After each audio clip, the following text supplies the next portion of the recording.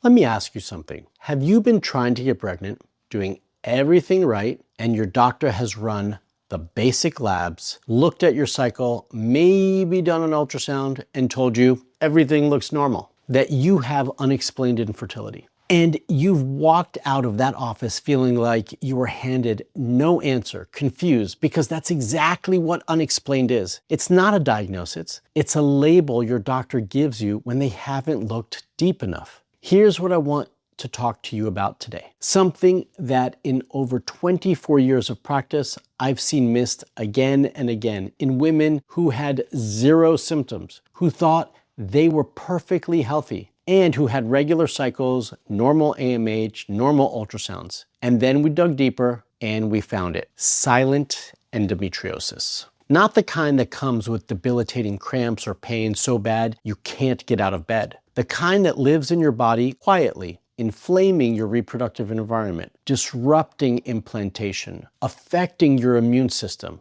while showing up on no standard test. Today, I want to walk you through what silent endometriosis is, why it's so chronically missed, how it can be sabotaging your fertility right now, and what you need to do about it. Because if no one has helped you find it, that doesn't mean it's not there. And if you're new here, hi, I'm Dr. Marc Sklar, the fertility expert. I've spent over 2 decades helping women who were told their situations were unexplained, untreatable, or just a matter of time find the root cause, build a real plan, and grow their families. Before we dive in, I want to make sure you have something after this video. I've put together a free training just for you. If you've been wondering, what is going on? Why can't I get pregnant? What can I do differently to finally get pregnant or hold a pregnancy? I put together a free training that's called Why You're Still Not Pregnant. It's based on 24 years of working with women just like you, and it gives you clear, actionable starting point, no matter where you are in your fertility journey right now. You can grab it in the description below. All right, let's get into it. I want to start here because I think this is where so many women get stuck. You go to your OB or reproductive endocrinologist. They run what's called a standard fertility panel. They check your AMH, your FSH, your antral follicle count. Maybe they look at your ovaries. Maybe they look at your uterus with an ultrasound. They check your partner's sperm. And when nothing jumps out at them, when nothing is obviously broken, they give you the label of unexplained infertility. And that label feels final, like you've been investigated and there's just no answer. But here's the thing. Unexplained infertility is not an answer.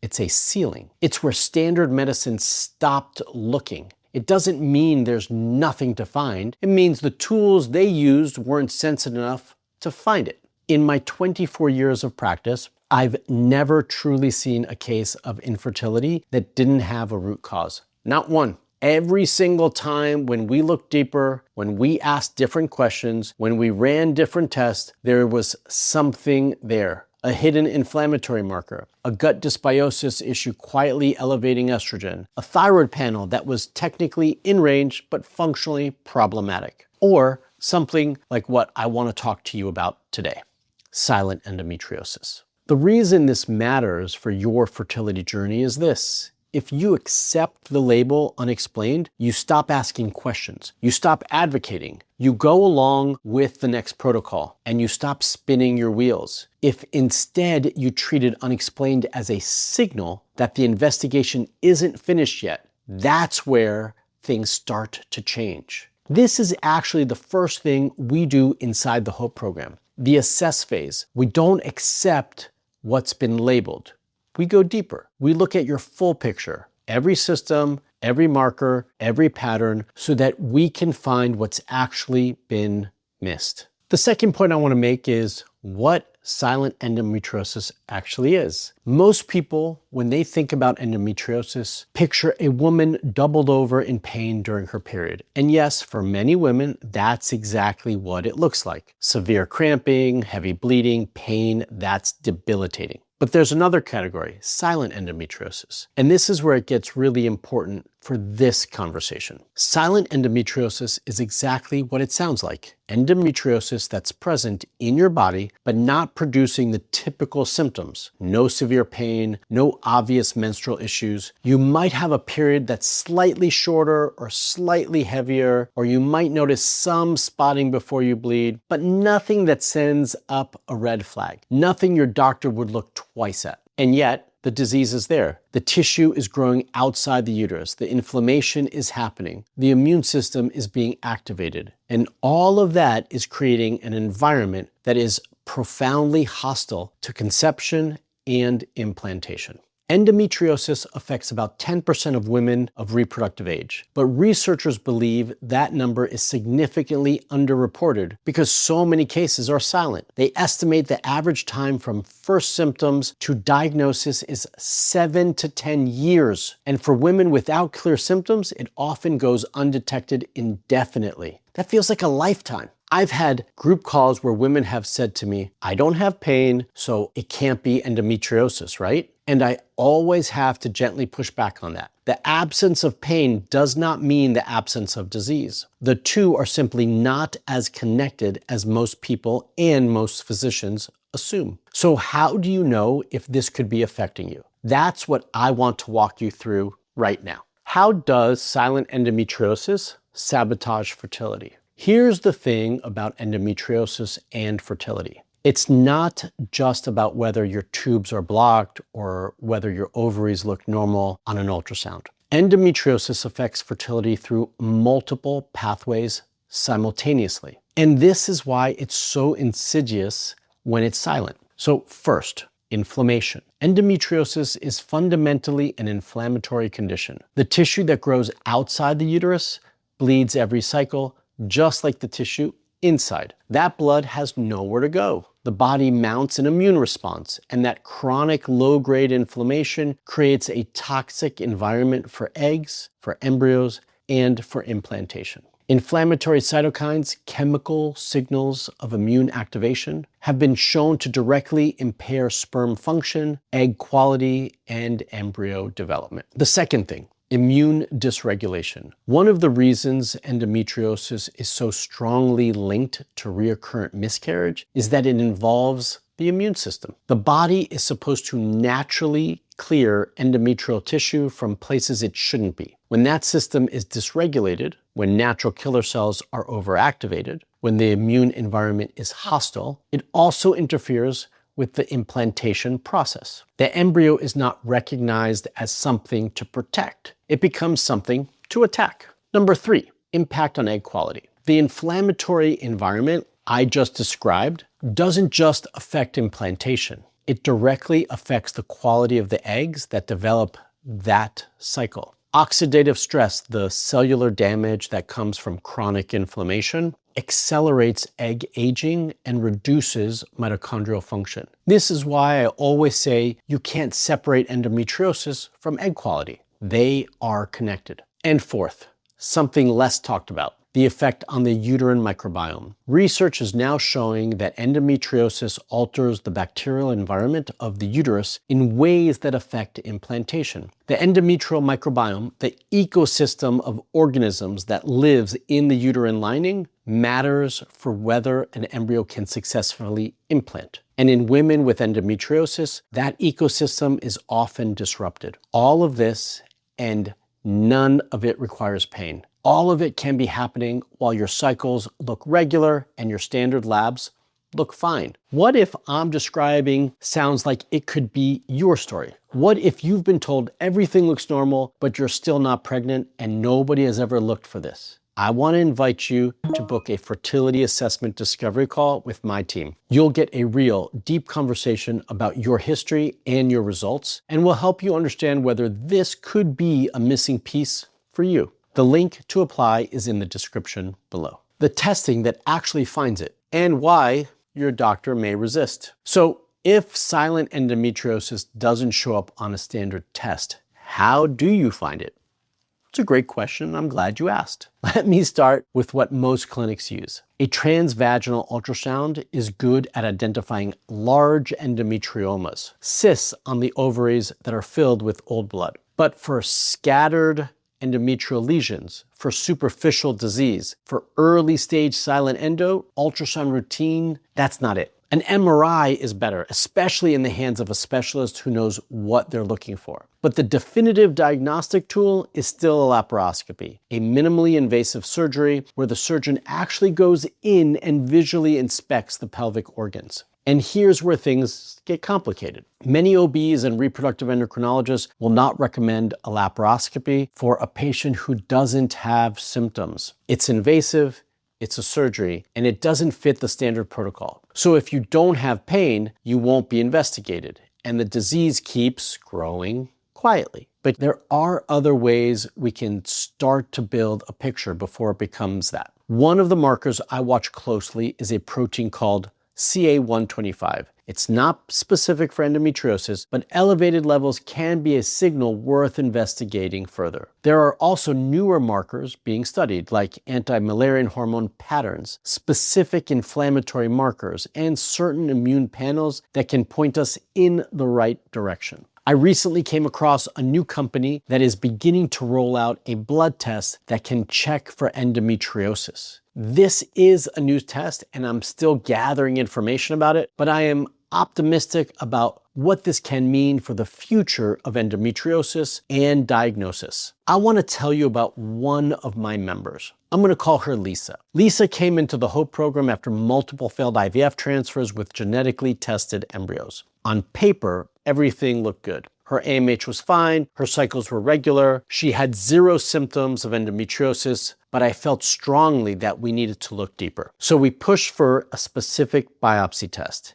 and her doctor initially pushed back. It wasn't in the standard protocol. The test wasn't clinically indicated. And here's what I love about Lisa. She advocated for herself. She went back to her doctor, asked the right questions, and got the test. The result? Elevated markers strongly indicative of endometriosis. She went in for a laparoscopy, and when she woke up from the surgery, her doctor, who was genuinely surprised, said, "You have stage 3 endometriosis." I cleaned out as much as I could. Stage 3, zero symptoms, years of fertility struggles that never had an explanation. This happens all the time. I see it constantly. And that's why I fight for deeper investigation, even when it's uncomfortable to push back on what the clinic recommends. Inside the HOPE program, advocacy is part of what we do. We help you understand your results, ask the right questions, and push for the testing that actually matters, even when your doctor isn't recommending it. That's what the assess phase is designed for.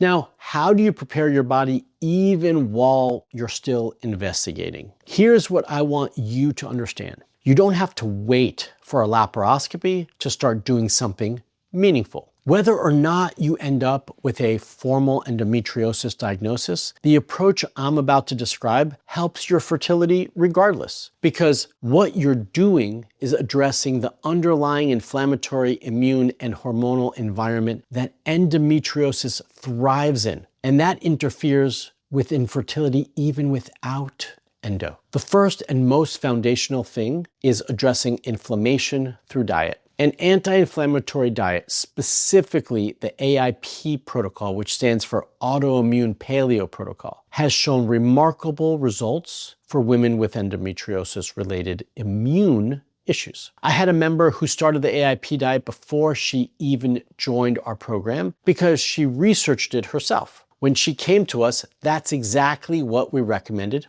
anyway. 3 months in, her TPO antibodies had dropped 30%. When she went back for a follow-up surgery, her surgeon looked at her pelvis and said, and I'm almost quoting directly from him, "This is the cleanest pelvis I've ever seen. I can barely see where the lesions were." That's not magic. That's inflammation management through targeted nutrition. Okay, the second piece is gut health. The gut and the immune system are deeply connected. About 70% of your immune system lives in your gut. In women with endometriosis, gut dysbiosis is extremely common. When your gut microbiome is disrupted, it drives systematic inflammation, disrupts estrogen metabolism, and worsens immune dysregulation. Healing the gut through targeted probiotics, elimination of inflammatory foods, and addressing intestinal permeability, it's not optional. It's foundational. Okay, number 3, targeted supplementation, specifically for the oxidative stress that endometriosis creates. CoQ10 is at the top of the list. It protects egg quality from the oxidative damage that comes with chronic inflammation. NAC, or N-acetylcysteine, has specific research behind it for endometriosis. It has anti-inflammatory effects and has even been shown in some studies to reduce endometrial lesions growth. Omega-3 fatty acids, vitamin D, and resveratrol round out the core anti-inflammatory supplementations that I recommend. And 4th, addressing the stress response. Chronic stress elevates cortisol, which suppresses progesterone, worsens immune dysregulation, and feeds inflammation. For women with silent endometriosis, the cortisol immune connection is critical to manage. This isn't about telling you to relax. It's about building specific practices, breath work, nervous system regulation, sleep optimization that measurably shifts your hormone environment. Now, here's the key. These 4 things work together as a system. Changing one without addressing the others gets you partial results at best. This is why the personalized approach matters so much. Your version of inflammation is not the same as someone else's. Your gut needs are not identical. Your supplement protocol needs to be built around your labs, your history, your cycle pattern. That's what the personalized phase inside the HOPE program is designed to create. Let me bring this home for you. If you've been told you have unexplained infertility and nobody has ever talked to you about silent endometriosis, that conversation was missing. That doesn't mean you have it, but it means it hasn't been ruled out. And in a fertility journey where every month counts, that's a gap worth closing. Endometriosis without pain is not a rare edge case. It's more common than the medical system acknowledges. And the women who are most affected by it are often the ones who look perfectly healthy from the outside. Regular cycles, normal labs, no obvious symptoms, who are simply not getting pregnant. Caitlin is one of those women. She had endometriosis that wasn't caught until after multiple rounds of Clomid, trigger shots, and IUIs. When it was finally addressed surgically, the pieces we found, hypothyroidism, high glucose, the ongoing inflammatory environment, were things we could work with. We built her protocol around the root cause, and she was able to get pregnant. Lisa had stage 3 endometriosis with no symptoms. We found it because we pushed for the right test, even when her doctor resisted. Even though there was still more to address after the surgery, she was moving forward with information,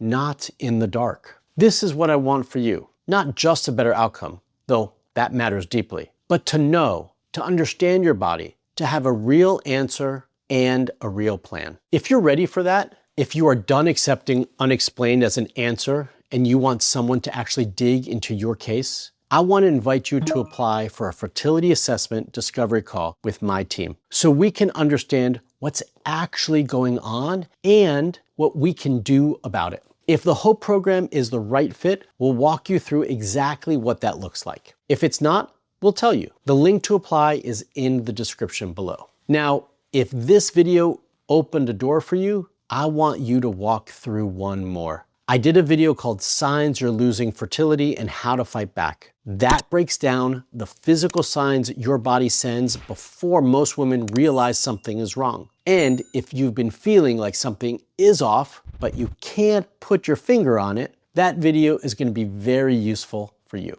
I'll put it right here. Watch it next. Until the next video, stay fertile and stay hopeful.